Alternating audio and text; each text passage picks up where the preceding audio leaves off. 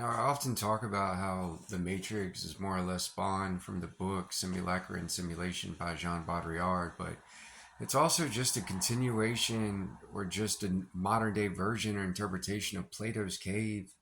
And for those that aren't familiar with Plato's Cave, just try to understand like it's an allegory, it's a metaphor, and essentially it just discussed like a us, all of us, we're in this subterranean underground cave, right? And we're lined up and we're chained and we're so confined, our necks can't move. All we see in front of us is a wall, okay, within this cave. We can't see our bodies. Once again, our heads can't move.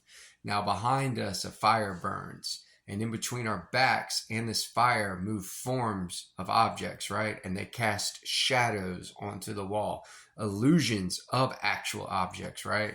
But that's all any of us know or been conditioned to know simply because that's all we actually see with the two eyes, are just these shadows, these illusions of objects, but we think they are our quote unquote reality. And eventually one of us gets removed from their cuffs and their confinements or restraints and goes outside and sees that there's an entirely different world or a different reality to be experienced. And of course, comes back to let everybody know because at that point, you've taken on a duty with the knowledge of what is so, you're automatically met or simultaneously greeted with this overwhelming sense of responsibility and duty to share with your fellow versions of mind or individual fellows what is in fact so. But of course, when he comes back to the cave, he's more or less greeted with contempt, and nobody's very much anxious to change their entire worldview. But that's in essence what's going on. You know what I mean? Like, you can look at this as Plato's Cave. And if it's a game, just know in essence the entire game is predicated upon us not being able to find and know ourselves as a whole, right? Nor the divine spark that is within us, divine spark, and call it spirit as well. But not knowing that, not even considering things as spirit, which is all our ancestors used to do. I've tried to explain, through, if it doesn't matter if it's ancient Egyptian, which is Coptic, ancient Greek, ancient Latin, Sumerian, Aramaic, which is the language supposedly of Jesus and his disciples. But wind and breath and spirit were all one word. And today that word is subtle, and the subtext of subtle just means like finely woven. So you can say, if this is an interface, spirit or this divine spark is interlaced within this interface. And so they only used to consider things to be quote unquote real that appeal to spirit. And, you can only perceive these sort of things through awareness, okay, through your mind's eye. Everything that was manifest, just literally meaning what could be held in the hand or that appealed to the two eyes and the physical senses. They didn't consider these things to be real because, this is created by some god awful being. And unfortunately, it's not created by a benevolent deity. Now, in regards or respects to a benevolent deity, that is where the spirit that we have within us or this divine spark that we all share, that's where it comes from, in fact. So, it's not like it's not like we're completely abandoned or separate from anything or having an actual connection to this source, this benevolent deity. But sorry, man, I'm extremely the past few days, I've tried to explain one, like these live presentations, just talking approximately an hour on end is taking a fair bit out of me. But man, there is just this one sensation that has playing itself over and over again as of late. And it always creates the same image. Like if I close my eyes or I try to internalize and conceptualize what this sensation is, it's always the same image.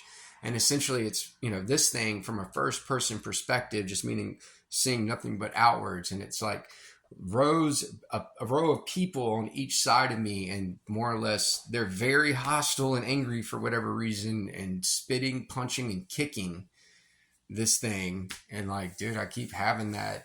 It's obviously a very lowly very lowly and undesirable feeling. So if it had to be like an actual frequency or vibration, like, yeah, it corresponds to a very much lowly vibration. And it's not something that is coming from internal. It's almost as if, once again, I'm saying it's almost as if there's something like that's just in my ear, so to speak, and just whispering or trying to cast these very much unpleasant thoughts at all times. Because if this is Plato's cave, and one of us made its way out and knows what time it is and knows what's going on and is trying to inform the others, well, how we actually got in the cave, the being responsible for placing us there is probably not taken too kindly to one of us having made its way out, knowing what is so, and now, doing its duty to try to inform the rest of us what is actually going on. But I'm doing my best, man. I'm trying to hang in there. I'm trying to be as loving and as vivacious as possible. But at this particular time, you can probably hear it in my voice to an extent, but I have nothing. I mean, absolutely nothing left in the tank. And I'm doing everything. Unfortunately, I don't have access to a lot of the foods I eat and stuff like. I just don't have money. So like some of the things I do to create a sense of well-being and how I am that more vivacious version of this thing, I'm unfortunately not able to do right now, man. So like I'm trying, like I'm praying a lot more than I normally do, which, prayer at this point is essentially manifestation, or meditation and manifestation. It's all just like one act. And basically I'm always just trying to express love and gratitude and an abundance of such for, having received insights of what's going on and transmuted those insights into divine light and have been a source of divine light to share, what is in fact so with fellow versions of mine. And I always say the same things for whatever, just some sort of compelling intuitive reason, and that is to heal the sick, to free the enslaved, and to raise the dead, as far as versions of mine go within this realm, because that is in essence what's happened to us. But I'm going to keep talking about our ancestors and how they perceived reality. Just know the ancient Egyptians, the ancient Greeks, and I have to sort of acknowledge the Atlanteans at this point. Atlantis, with all evidence that I'm able to gather, definitely suggests that place was in fact so. And even like something like a Tartaria, that's where the more exquisite architecture and things of that nature came from. And please know, like the Egyptians and how they were able to build the pyramids and things of that nature, they had perfected the sort of like the manipulation of sound and light emissions or frequencies, right? So like, we have the capacity to heal anything within any physical body, so to speak, simply through light and sound. And they're the powers that be are well aware of this, but of course you can't turn light and sound waves into big business, or at least they don't know any way to do so. And that's why they haven't done so, or they certainly won't release things like that for free, because, they got to be able to exploit nature and exploit us. And the exploitation of us is for multiple reasons. We try to acknowledge that the primary reason that we're exploited is to irritate the spirit or divine spark within each of us, because when we're irritated at a fundamental level like that, we emit these lowly conscious energies, or what I only know how to call as conscious energies, which the things above us, or these archons, or these rulers, essentially like these prison guards, they simultaneously feed off and then pass through us, or they cast upon to act on us.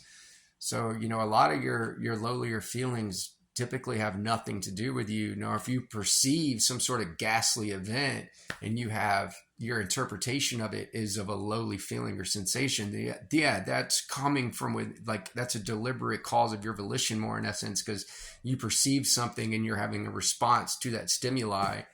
But man, if it's just some innocuous situation where you're just more or less sitting there and all of a sudden, you're greeted or welcomed, not necessarily you're welcome, man, but you're greeted with these feelings of dread, or just all this, once again, very much undesirable notions, feelings, and sensations.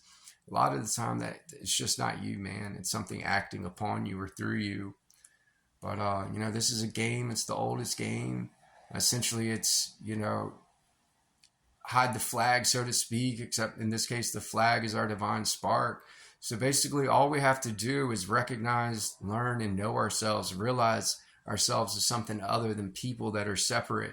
But in fact, we are the us, or a whole. And if we can simply embrace one another through compassion, love, hope, and these very much benevolent sort of feelings and ideas, then we can assemble and come together and go ahead and come back and rally from being behind in this game, so to speak. Love you guys.